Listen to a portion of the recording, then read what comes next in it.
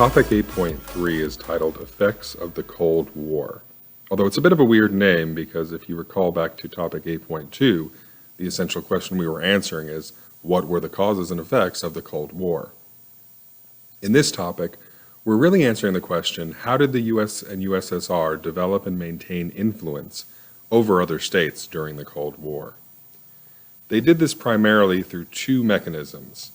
The first are pacts, and the other are proxies, or proxy wars. And we'll be talking about both of them briefly today. The first pact that you should know about is the North Atlantic Treaty Organization, usually called NATO. This was formed in 1949, immediately in the aftermath of World War II, and in response to the consolidation of power that was going on among the USSR and Eastern Europe. It's a collective defense agreement among Western Bloc states, mostly being Western Europe and North America, that states that an attack on one is considered an attack on all. Its original purpose was mainly to stop that expansion of the Soviet Union and to kind of spread Western capitalism throughout the world. But also its larger mission was simply to maintain peace, because remember, this is in the wake of two world wars. Since its founding, it's grown from 12 states to 30 member states, including even considering membership for Russia at this point, which shows really how far we've come from where this started.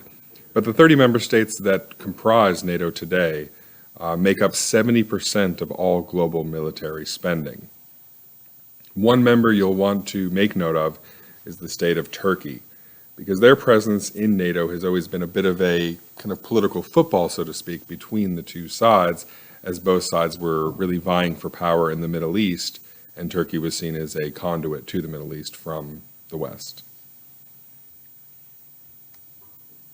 The other significant pact from this era was the Warsaw Pact.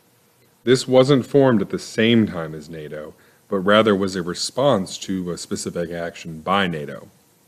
You may recall back to topic 8.1 that I mentioned the merging of West Germany into one state that was allowed to rearm by the NATO allies.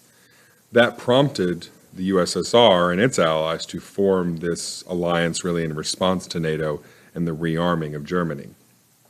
Also at this time, the USSR allowed East Germany to rearm. So it was really only 10 years between 45 and 55 that Germany was disarmed following World War II.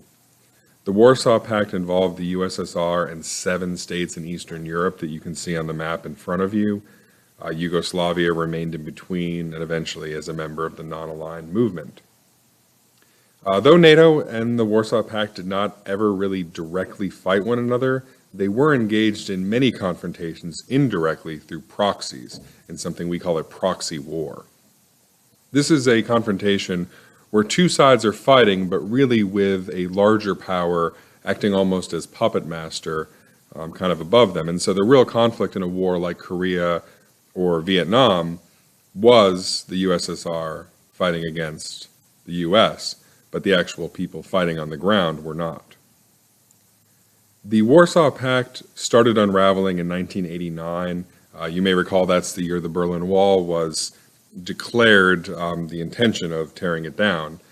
But it was also the year that there were 4 nations in Eastern Europe that had revolutions that replaced their communist government with more westernized types of governments. That started in '89, and by 1991, the Warsaw Pact was officially disbanded by its former members. Now we're going to talk about 3 specific proxy wars that the CED mentions. But don't think for a second these are all of the proxy wars, and we will cover some of the other wars like Vietnam, for example, in a future topic. So the real start of proxy confrontation during the Cold War took place before the Korean War.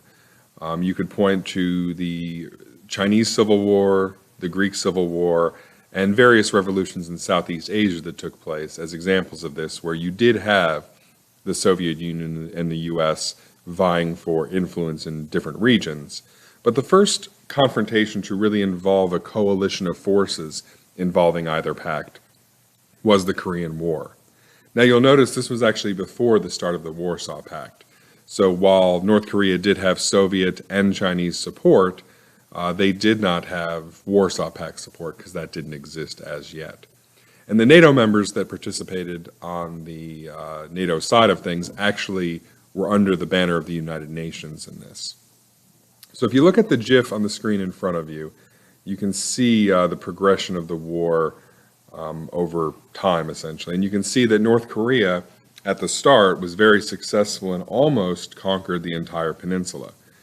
When you see that last freeze frame in 1950, where there's just a little bit of green down the bottom, that's when the United Nations force came in. And again, that was mostly a coalition of NATO members, and forced the North Koreans almost back all the way to the Chinese border. So they almost reconquered the entire peninsula, which you can see right now on the screen.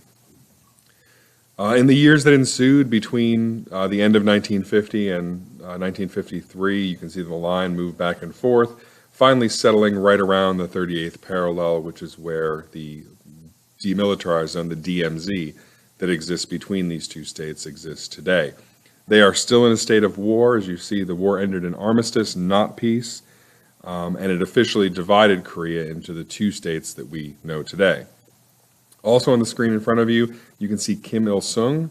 He was the original leader of North Korea. He's actually Kim Jong-un's grandfather, the current leader of North Korea, and he's the figure that's really responsible for this confrontation starting in the first place.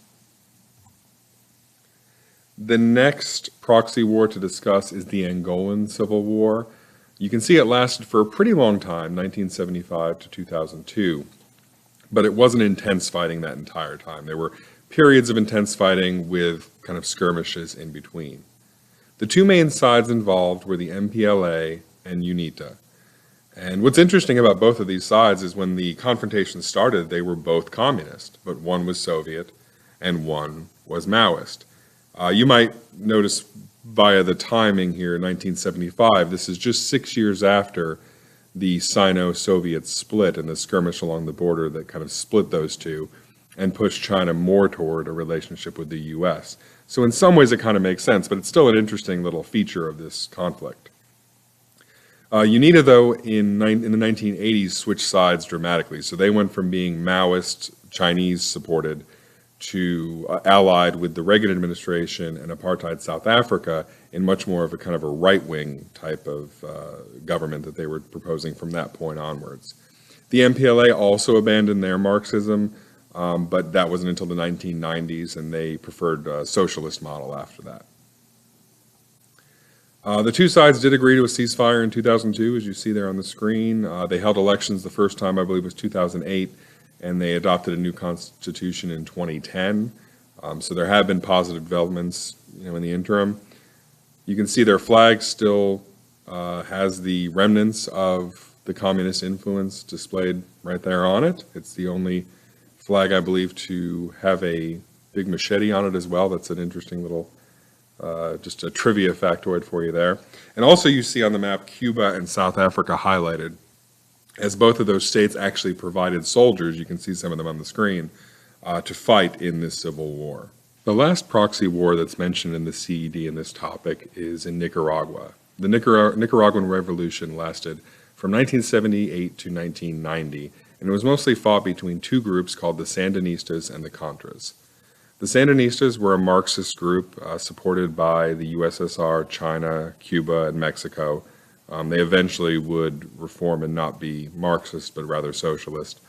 The Contras were not one group, but rather a coalition of various right-wing militias that were supported by the U.S., but sometimes even fought against each other.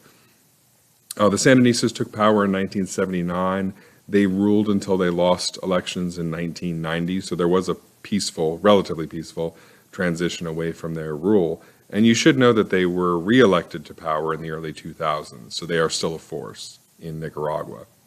The Contras, as I said, were supported by the U.S. government from the early 80s. You might remember that's when Reagan took office and kind of took that more right-wing, militant kind of stance. So this made sense in the larger kind of foreign policy stance the U.S. was taking at the time. But a few years later, I believe it was 1984, Congress blocked aid to multiple countries, including Nicaragua, and it was really in response to a few Contra atrocities that had been committed and received international attention that swung U.S. popular opinion away from supporting the Contras. An important event from U.S. history you should know about is the Iran-Contra affair. That involved the secret sale of weapons to Iran, which we were not allowed to sell to under our own domestic policies and laws. And the proceeds from those sales went to fund the Contras in Nicaragua, which, as I just said, was also blocked by congressional action. So both of these acts were forbidden, but both were done, and there were consequences as a result of that. Lastly, I just want to point out this map to you. We're not going to go through this line by line here, but I just want to reiterate the point that these are just 3 proxy wars of many. We will be discussing some others, as I said, in future topics, but we certainly won't get to them all, and just from a sheer time perspective, that would be impossible. But I want you to understand the kind of wide breadth of influence that these 2 states had over the world, and the fact that most of the world, other than the non-aligned movement essentially, found themselves under the sphere of influence of either the USSR or the United States during the period we call the Cold War.